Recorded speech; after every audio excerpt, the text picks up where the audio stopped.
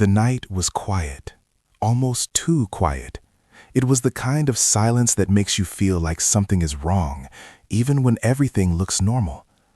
The city of Pripyat was asleep. Streetlights glowed softly. Families rested peacefully, unaware that within a few hours, their entire world would be turned upside down. But deep inside a massive concrete structure, hidden from the eyes of ordinary people, something had already begun to go terribly wrong. A machine designed to produce power was about to unleash a force more dangerous than anyone could imagine. And what makes this story even more chilling is this. It didn't happen because of a war. It didn't happen because of an attack. It happened because of a mistake. A small decision, a series of ignored warnings, and a system that no one fully understood. What followed wasn't just an explosion. It was a disaster so powerful, so silent, and so deadly that it would change lives forever, not just in one country, but across the entire world. This is the story of Chernobyl, the night everything fell apart. To understand how this disaster happened, we have to go back to a time when the world was divided and fear was everywhere. The 1980s were not peaceful years. The Cold War was at its peak. Two powerful sides were constantly trying to prove who was stronger. And for the Soviet Union, power didn't just mean weapons, it also meant energy. They needed electricity, a lot of it. So they built nuclear power plants across the country. These plants were symbols of progress, strength, and technological advancement. One of those plants stood near a small city called Pripyat. At the time, Pripyat was a dream city. Clean streets, modern buildings, schools, parks. It was built for the workers of the nuclear plant and their families. Around 50,000 people lived there, believing they had a bright future ahead. The Chernobyl Nuclear Power Plant was massive. It had 4 reactors, each capable of producing enormous amounts of electricity. These reactors used nuclear reactions to heat water, produce steam, and turn turbines, generating power for millions of people. On the surface, everything looked perfect. But here's the truth. Nobody wanted to admit. The system had flaws. Serious flaws. The design of the reactors was risky. They were known issues, but instead of fixing them, they were often ignored or hidden. Engineers were under pressure to deliver results, not raise concerns. And then came the night that would change everything. April 25th, 1986. The engineers at reactor number 4 were preparing for a test. It was supposed to be routine, a safety test to see if the reactor could still cool itself during a power outage. Sounds simple, right? But it wasn't. This test had already failed before, and this time the pressure was high. The supervisors wanted it done no matter what. So they began. They started reducing the reactor's power. Everything seemed normal at first, but then something unexpected happened. The power dropped too low. Way too low. Instead of stopping the test, they made a decision. They continued. To bring the power back up, they pulled out control rods, devices meant to control the nuclear reaction, but they pulled out too many. This was dangerous, extremely dangerous. Rules were broken, safety limits were ignored, and yet they kept going. At this point, the reactor was unstable. It was like a car speeding down a road with no brakes. But nobody stopped it. Then came the moment. The test began. Water flow changed, steam started building up, the reactor became more and more unstable. Inside, the temperature was rising fast. The control room began to panic. Something was wrong. Very wrong. So they did what they thought was the safest move. They pressed the emergency shutdown button. It should have stopped everything, but here's the twist.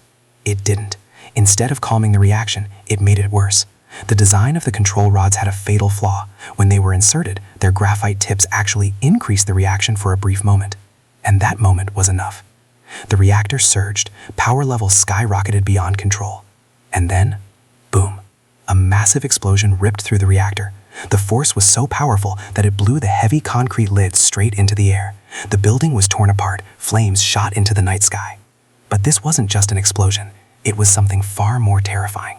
Because with that blast, radioactive material was thrown into the atmosphere.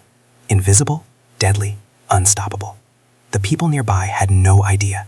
From a distance, it just looked like a fire. Firefighters were called immediately. Brave men rushed to the scene, thinking they were dealing with a normal blaze. They had no protective gear for radiation.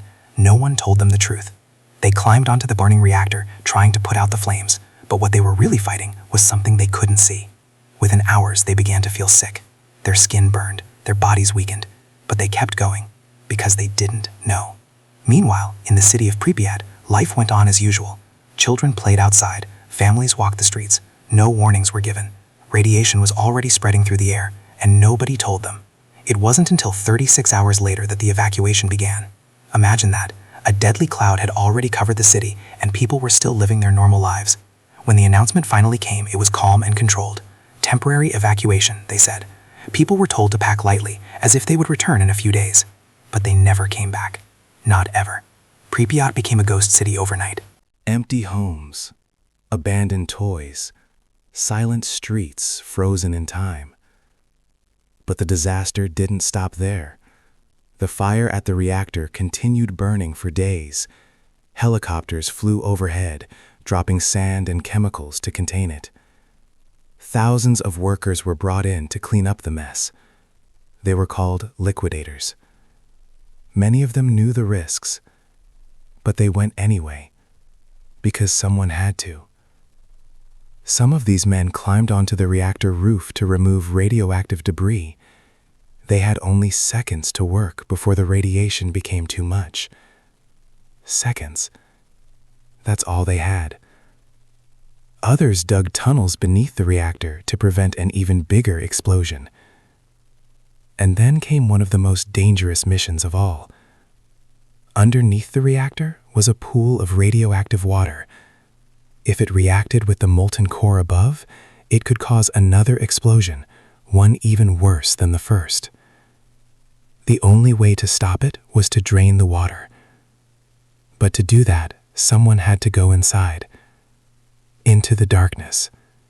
Into the radiation. 3 men stepped forward. They entered the flooded area, knowing it could be a death sentence. In complete darkness, they searched for the valves. For a moment, nothing. Then suddenly, they found it. They opened the valves and drained the water. They saved countless lives. But the cost was heavy. Radiation spread across Europe. It contaminated forests, rivers, and farmland. Animals died. Crops were destroyed. People began to fall sick. Cancers increased. Birth defects appeared. Lives were changed forever. And yet at first, the truth was hidden. The Soviet government tried to keep it secret. But the radiation didn't stay hidden. It was detected in other countries. And finally, the world found out. Chernobyl had happened. But beyond the numbers, beyond the science, there were human stories. Stories of loss. Families torn apart.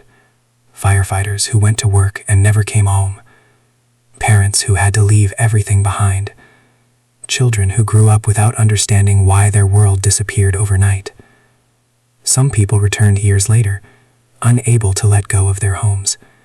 They chose to live in contaminated areas, accepting the risk, because for them, leaving was harder than staying. And even today, decades later, the effects are still there. The land is still scarred. The reactor is covered with a massive structure to contain the radiation. But the memory remains. And here's what makes this story truly unforgettable. It wasn't just about technology failing. It was about people. Decisions made under pressure. Warnings ignored. Truths hidden. It was about how one mistake can grow into something uncontrollable. But it was also about courage. The firefighters. The workers. The 3 men who went into the water. They knew the risks. And they did it anyway. Because sometimes, in the face of disaster, human bravery shines the brightest. Chernobyl wasn't just a disaster. It was a warning. A reminder that power, no matter how advanced, comes with responsibility, that silence can be dangerous, and that the smallest decisions can have the biggest consequences. Even today, when people walk through the empty streets of Pripyat, they don't just see abandoned buildings. They feel something. A strange, haunting silence. Like the city is still waiting, still remembering, still telling its story. And maybe that's the most powerful part of all, because even though the explosion lasted only a few seconds, its impact will last forever.